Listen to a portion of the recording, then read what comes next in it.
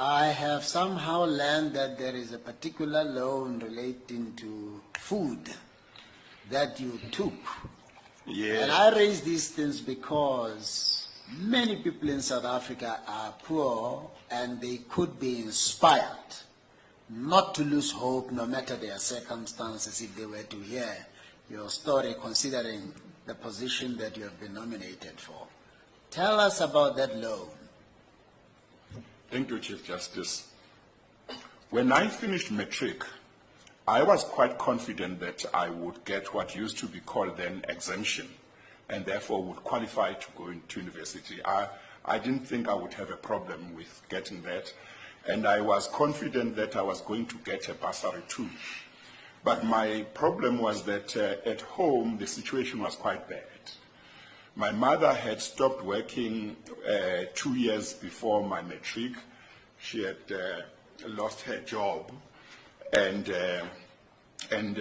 by the time I finished what would now be called grade 11, she said she had exhausted all her savings. And so somehow I felt that the society, the community would be thinking that after matric I would now be able to go and work and help my mother, whom the whole community could see was struggling. But I wanted to go and do law, and I was determined, but I felt that I couldn't go unless I made arrangements to make sure that my mother and my brothers and sisters behind would be able to have something to eat. And my mother was not working. She was knitting and selling jerseys, but that wasn't going well. So I decided one Saturday to go to Ичхоpo, to town, and I approached a certain Indian businessman who owned a certain wholesale shop.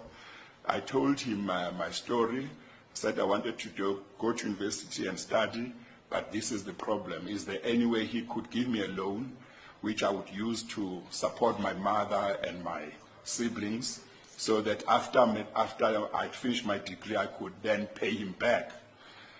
Very interestingly, that man didn't even ask me many questions. He said, okay, I can help you, but I can't give you money.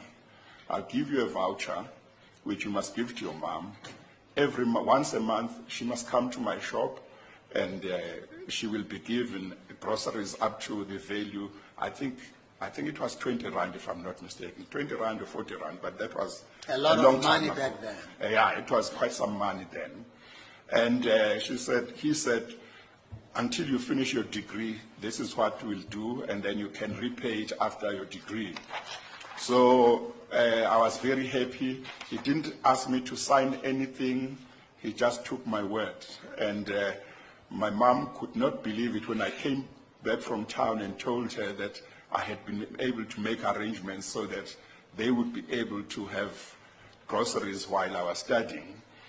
And that is what happened for 3 years. And when I finished my junior degree, I went back to this man. His name was Mr. Musa, and thanked him and asked him what arrangements we could make for me to pay back.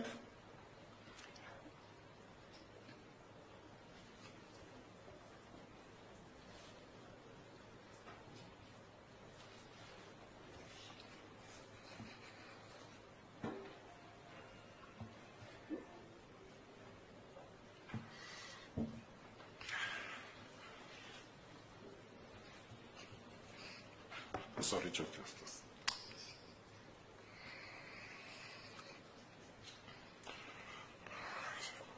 So he said, no, don't worry.